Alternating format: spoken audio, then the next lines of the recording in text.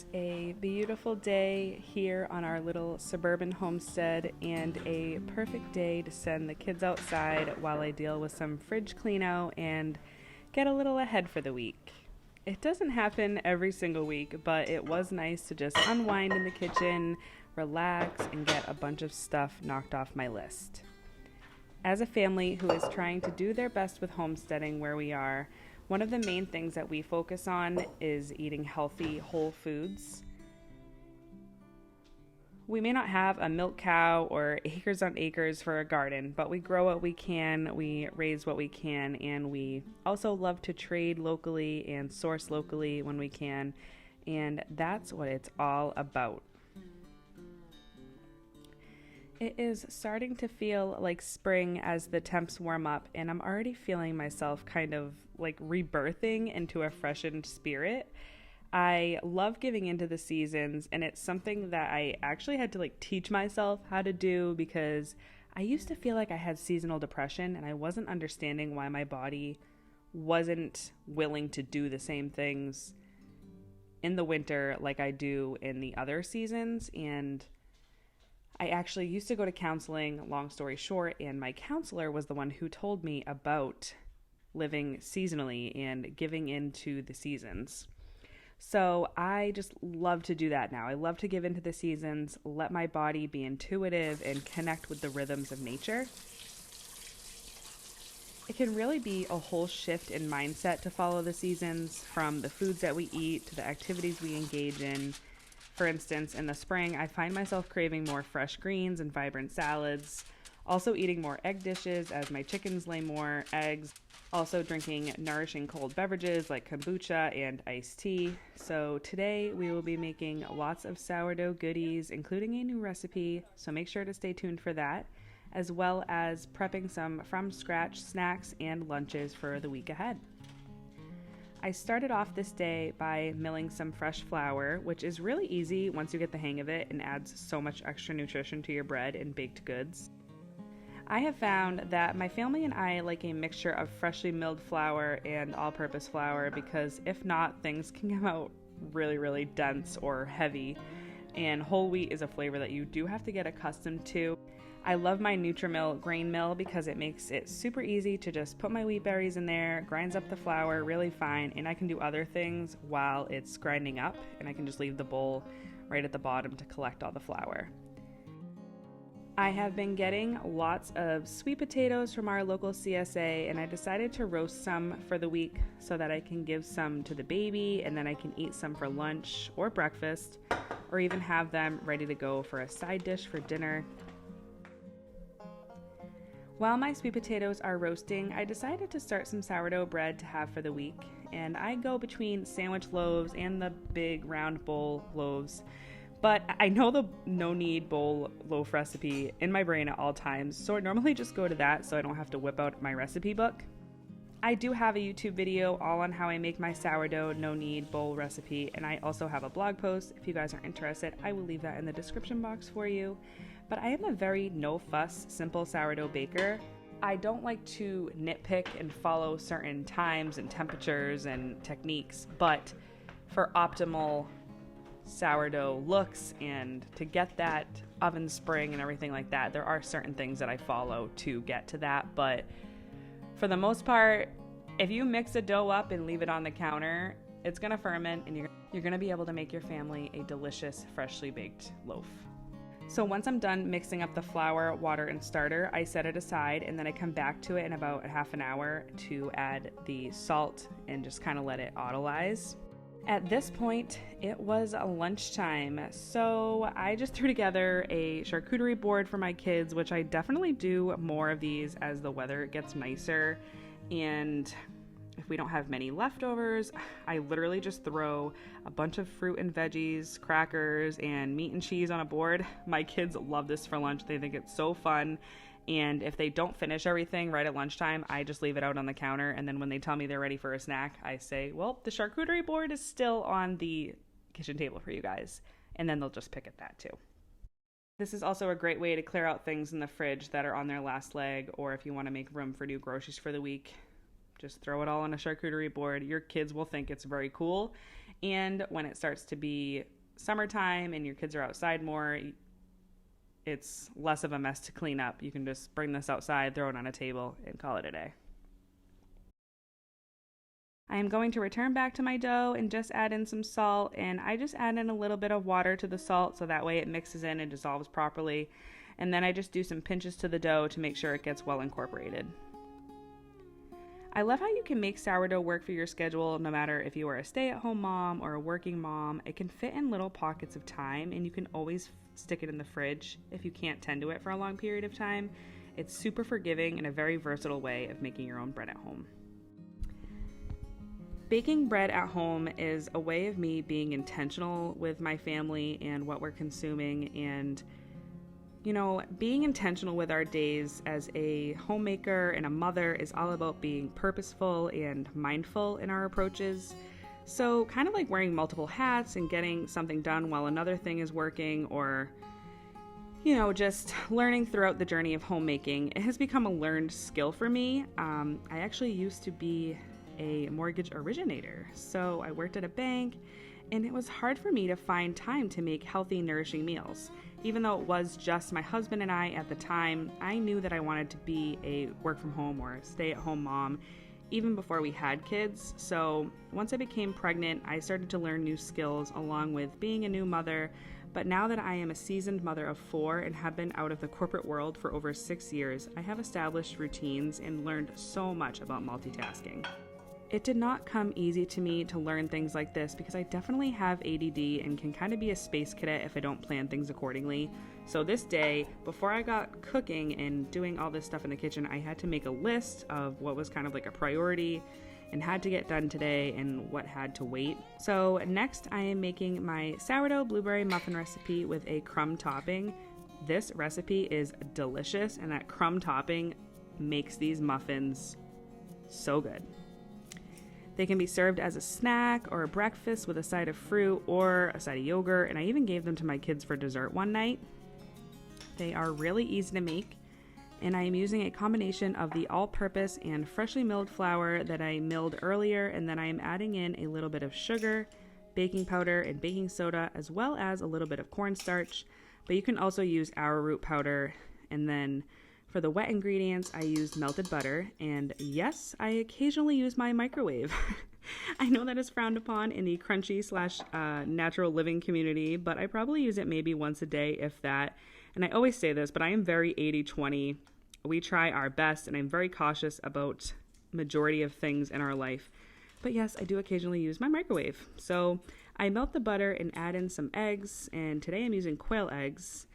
I've been considering getting quail here at our little suburban homestead, so I was curious how they would work in baked goods and scrambled eggs and stuff. So far, I actually like them, and my kids can't tell the difference either, so maybe they will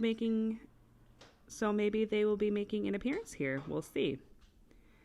After that, I added a little bit of vanilla extract, and that is homemade vanilla extract, which, yes, I do have a video here on YouTube if you are interested in making your own vanilla extract. It's very, very easy.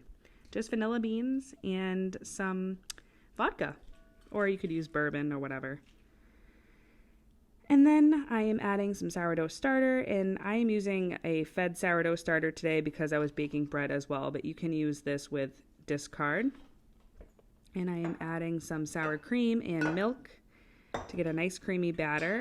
Also, don't forget the lemon zest. This really kicks these muffins up a notch, so I suggest definitely adding the lemon zest. And I'm using frozen blueberries because that's what I had. I didn't have any fresh blueberries, and we needed to use these up in the freezer. You can find the full recipe over on my blog, sarajeanmelito.com, where I am starting to post more recipes, and hopefully you can find some inspiration over there. Blogging is not my favorite thing to do. Surprise, surprise. It's very hard for me to write and sit there and focus and produce good content on my blog, but I am trying really hard. I actually went to college for videography and film, so this has been really fun for me and a creative outlet for me to do YouTube and focus on video making and create things for you guys and for myself and take you along my motherhood journey. But I am making a real effort to get more recipes on my blog and have a one-stop shop for resources for you guys. I actually have been taking a blog and YouTube course from my friend Lisa. Her channel is Farmhouse on Boone. I'm sure you guys probably follow her. She's amazing. And her course is awesome and has taught me so much. I will link that in the description box if you guys are interested in blogging or doing YouTube. I would absolutely recommend this course. Check it out if you are interested in making blogging or YouTube a source of income for your family.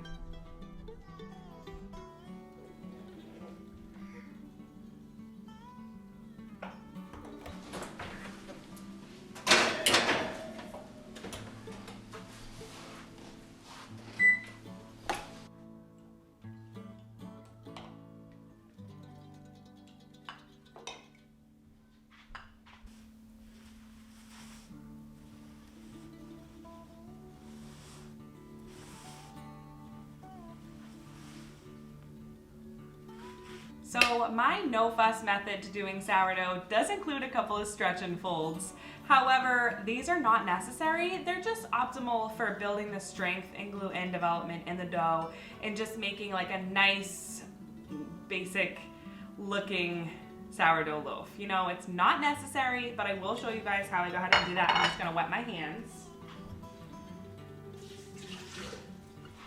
And I basically just get in there and grab it up and fold it down. I do this preferably every half an hour to an hour, and I get about 3 series of stretch and folds in there, but they're not necessary. I've definitely mixed my dough and not dealt with it until the very next day, but if you're able to do this, it's gonna really give you a beautiful looking loaf and really give you that height and strength. So you can see how it's kind of coming together more. I used to actually, this is called a coil fold. I used to like stretch out and fold over. I kind of do whatever, do either one. But I've been experimenting with this, and I do like how the dough comes together with the coil folds. So now I'm just gonna let this sit again for another half an hour to an hour, set it aside, do another series of the coil folds or stretch and folds, and then I'm gonna let it bulk ferment for a couple of hours until, not necessarily until it doubles in size, but until it's risen a little bit and I can poke my finger into it and it leaves just a little dent in the dough without any bits coming out on my finger. So I'll show you that in a bit. In the meantime, I thought it would be fun to make some cinnamon sugar sourdough crackers. So we're gonna go ahead and make those now.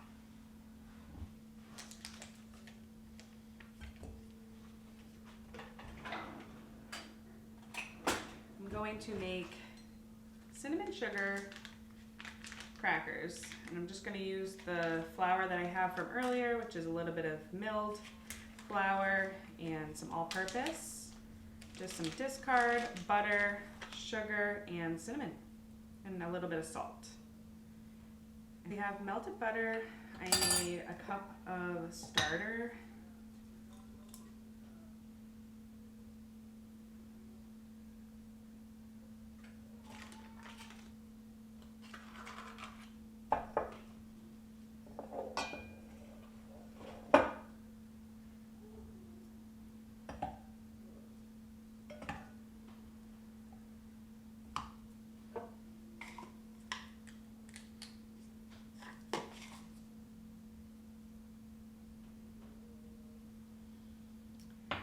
I'm gonna use brown sugar. I'm sorry, I'm gonna use coconut sugar.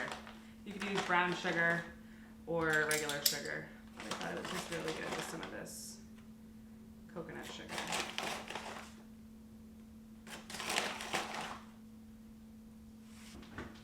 I also have a trick for baking crackers. So what you do, because especially this one, the dough is gonna be like super wet. We're gonna cut it in half, and And then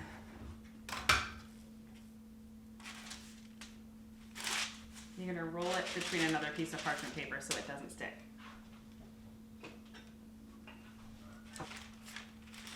So the key is you want them very thin so that they don't puff up.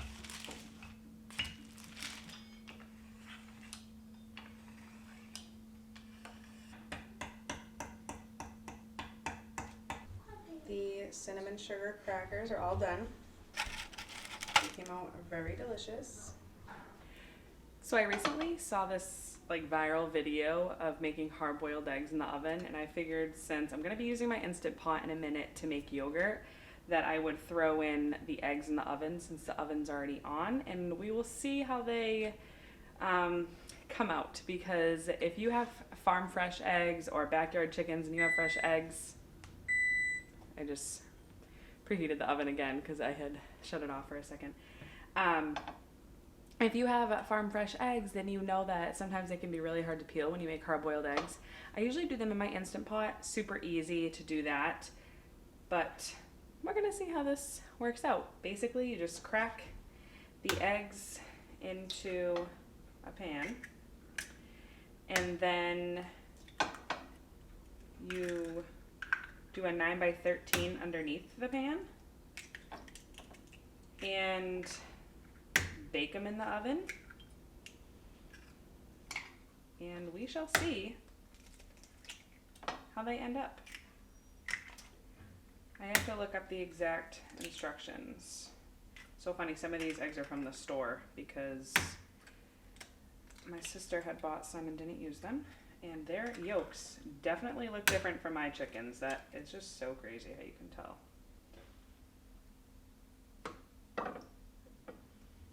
I am very intrigued by this.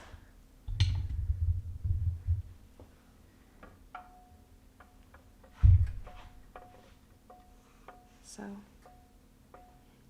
let's see if this works.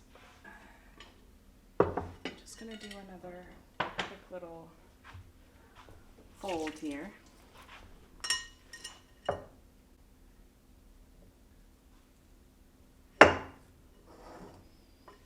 So you can see you just stretch it out, and it's coming together really nicely. Okay, now we are going to make yogurt. I have raw milk from the farm, and I'm going to pour 1/2 of the gallon into my Instant Pot here, and then put it on the saute function. Get it up to 180 degrees, and then I'm gonna let it cool down to 115 degrees, and then I will add my little yogurt starter pack. Here, this is from Cultures for Health. You can also use store-bought yogurt if you want, but we used up all of ours. So I'm just gonna go ahead and use, and I'll link these in the comments, I'll link these in the description box. It's just a little starter culture, and it comes in a little packet, and you just add in one of these little packets to make your yogurt. So I'm gonna let that come to temperature, and then we will revisit and add the package.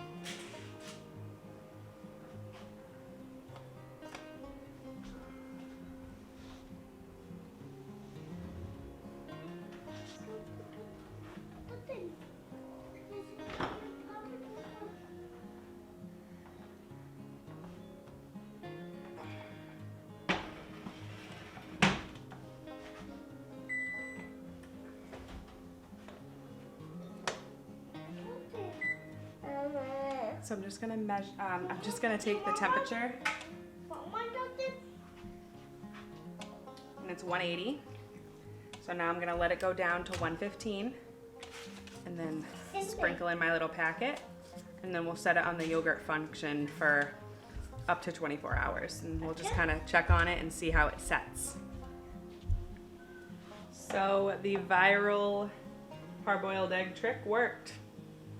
So I'm just gonna go ahead and make this a little egg salad for the week.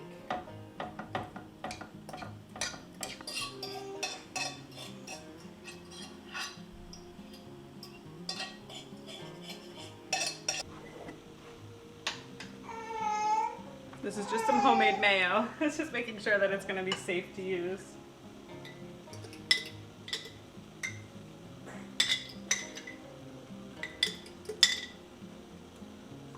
Okay, egg salad. Super easy. I didn't have to peel any eggs. What more can you ask for? I don't know if I think I forgot to share too that the sweet potatoes finished up, and I'm just gonna store them like this in the fridge. So we have these two things prepped in the next coming days, and those are like so effortless.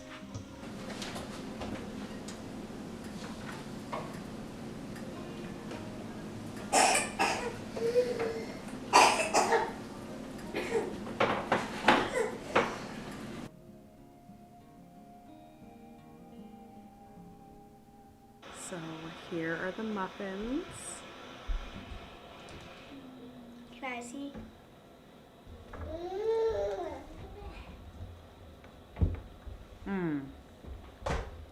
The topping makes it so much better. So yummy. Next on the agenda, we are brewing some kombucha, which I haven't done in a couple of weeks. I keep it away in a cabinet, and honestly, I just kept forgetting about it because we don't drink as much kombucha in the winter as we do in the cooler months.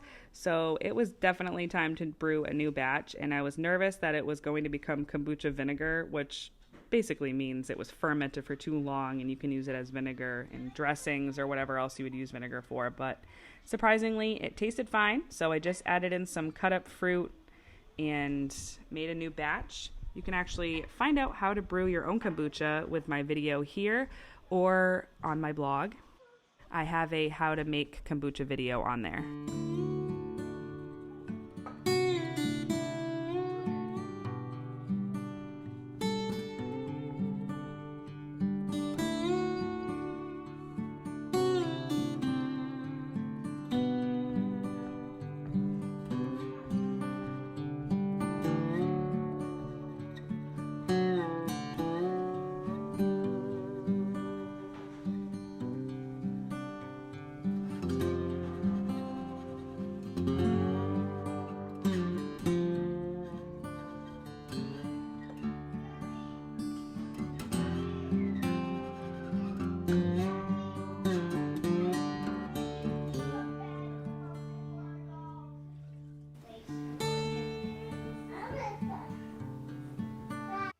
Something else that I do every week is go down to my deep freezers in the basement and grab out a couple of things of meat that I can put in the fridge to thaw out and have readily available.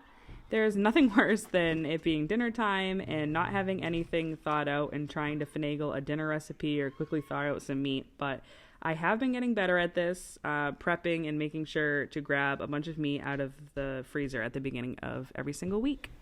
Good morning. So I just took the yogurt out of the Instant Pot, and I was thinking I should have done the whole gallon, but that's okay, the half gallon is fine. And basically all I'm gonna do now is mix it all together, put it in a mason jar, and then I'm gonna store it in the fridge. And you don't wanna eat it till it's been sitting in the fridge for about 8 to 10 hours. The cream and stuff has risen to the top. We're just gonna stir that all in.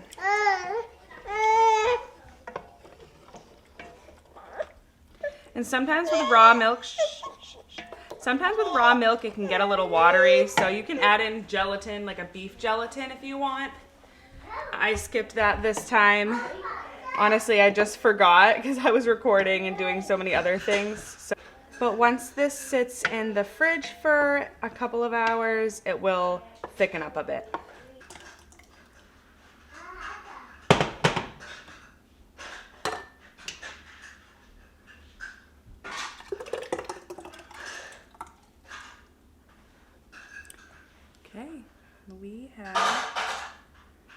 raw milk yogurt. So yummy. Just add like a little bit of fruit and some homemade granola or store-bought granola, whatever your style is.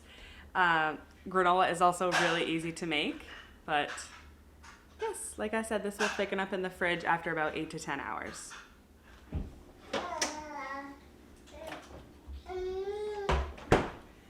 So I didn't get a chance to deal with this yesterday.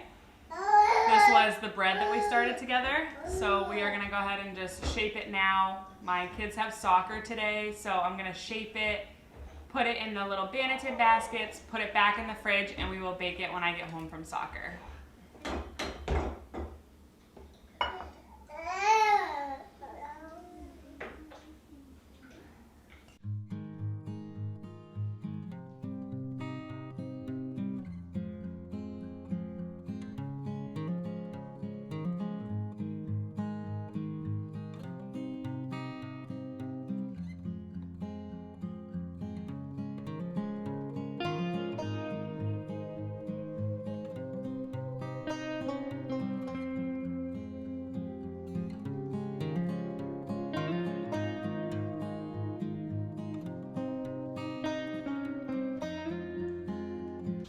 So we're back from soccer and the dough has been sitting in the oven for a couple hours now, and my oven has been preheating at 450 degrees, and I just have my 2 Dutch ovens inside warming up with that. That's not necessary, but it does help the oven spring.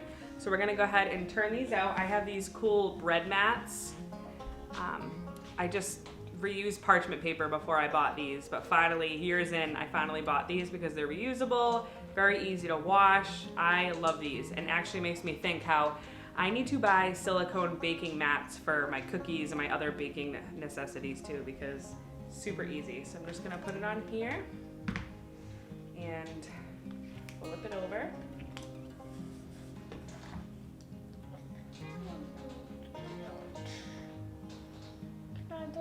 Thank you guys so much for watching today and tuning into today's video. If you are not already subscribed to my channel, please make sure to hit that subscribe button, like this video, and I've been putting out new videos every single week, and I will see you guys next time.